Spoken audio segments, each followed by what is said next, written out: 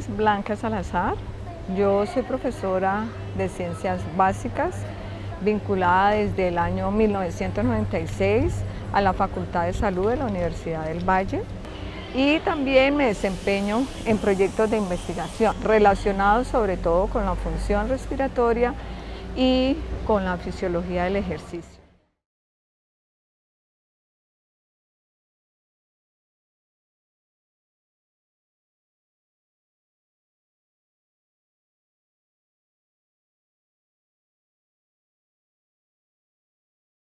Esto se origina sobre todo en pacientes que tienen un grado de comorbilidad. La mayoría de los pacientes un grado de comorbilidad, y son pacientes que han venido deteriorándose por la condición de sepsis. La sepsis prácticamente se va complicando, se va haciendo más severa al punto que ya compromete los diferentes órganos del cuerpo y altera su funcionamiento.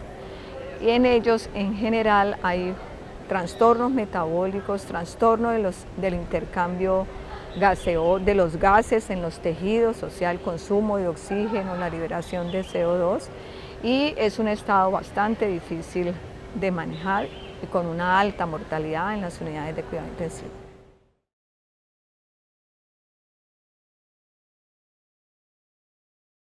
Lo que se hizo pensando en buscar buscar marcadores que pudieran ayudar a evaluar de manera preventiva, ¿sí?, a los pacientes en el estado de shock séptico. O sea, lo que se hace continuamente, dada la situación de los pacientes en shock séptico, quienes casi siempre terminan en una alta mortalidad. Desde hace un tiempo se viene investigando qué marcadores pudieran ser importantes para predecir con anterioridad durante el periodo de resucitación las complicaciones que el paciente pueda tener y que lo puedan llevar o a un estado de mejoría o más al estado de muerte. Entre los muchos marcadores que se han utilizado están entonces la diferencia arteriovenosa de la presión de CO2, sobre todo pensando en estos pacientes que uno de sus signos muy importantes es la hipoperfusión periférica y por tanto la alteración del intercambio periférico.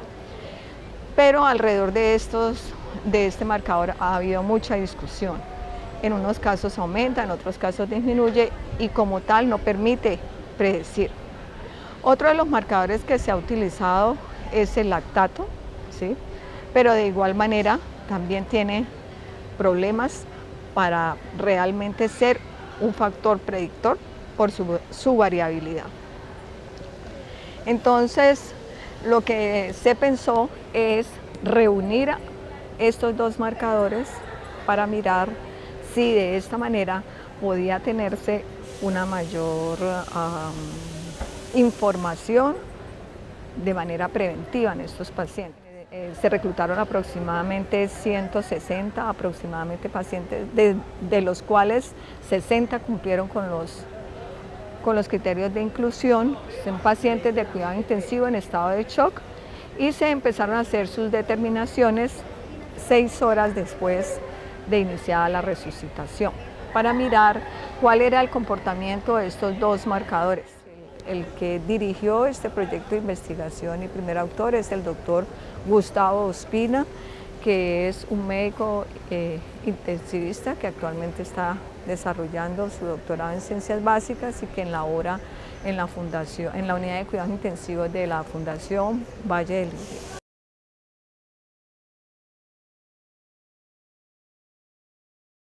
Es un artículo que permite integrar el conocimiento en relación a la disfunción diafragmática que ocurre en los pacientes cuando son sometidos a la ventilación mecánica, o sea que el paciente no respira por sí mismo, sino que un ventilador respira por él. Entonces, en estos pacientes, como hay inmovilidad del sistema respiratorio, sobre todo en esta ventilación mecánica controlada, Entonces la musculatura, sobre todo el músculo principal del sistema respiratorio, que es el diafragma, comienza a presentar cambios y se han reportado cambios tan tempranos como desde las 4 horas de iniciar la ventilación mecánica, pero donde más se han visto ya cambios de disfunción de estos músculos es a las 18 horas de haberse conectado el paciente con ventilación mecánica. Como el músculo entra en disfunción, ¿qué es la disfunción? Que el músculo cambia su fuerza y se va haciendo más delgado. Eso se conoce como atrofia muscular. Y su fuerza también disminuye. La combinación de estas dos situaciones es lo que se denomina disfunción muscular, específicamente del diafragma.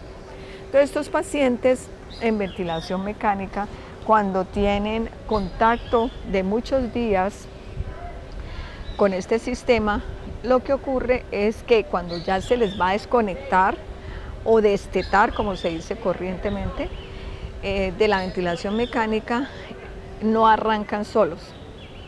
Es difícil y hay que volverlos a conectar.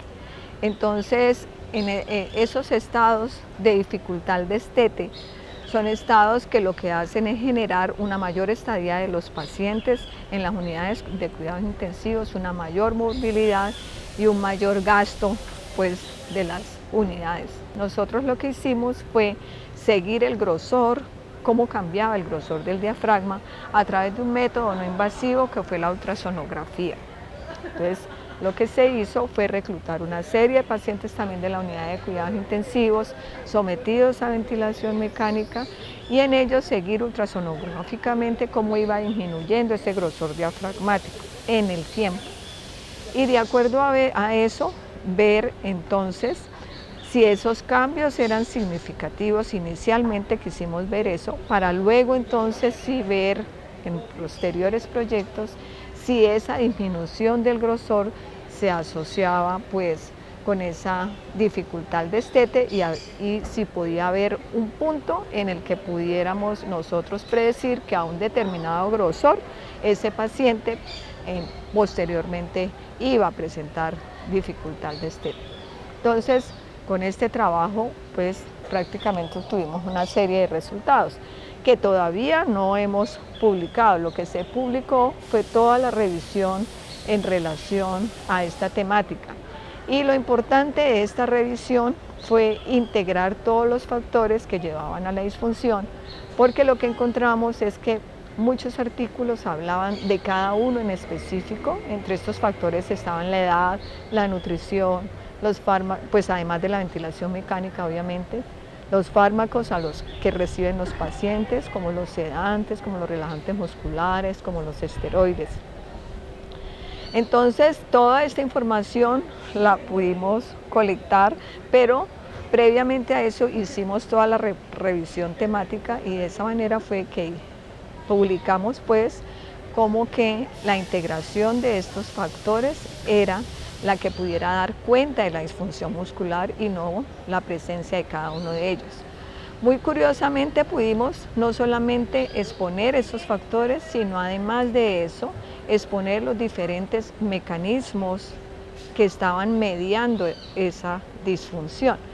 Y obviamente los mecanismos comunes que encontramos en todos esos factores fueron una disminución de la síntesis de proteínas y una ruptura de las proteínas que estaban conformando los tejidos específicamente a nivel muscular.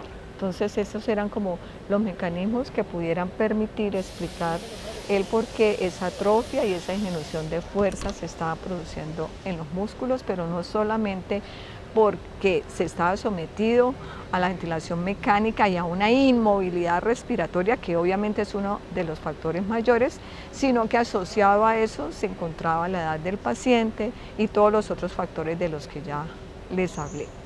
Entonces, estoy yo como directora de este trabajo de tesis de Magda Carolina Díaz, que es la estudiante que tenía su experiencia en la unidad de cuidados intensivos, y gracias a todo esto pudimos trabajar con ellos, con el grupo de radiólogos de la Fundación Valle de Lili y con el doctor Gustavo Espina, que también nos apoyó en este trabajo y quien también es autor en este trabajo.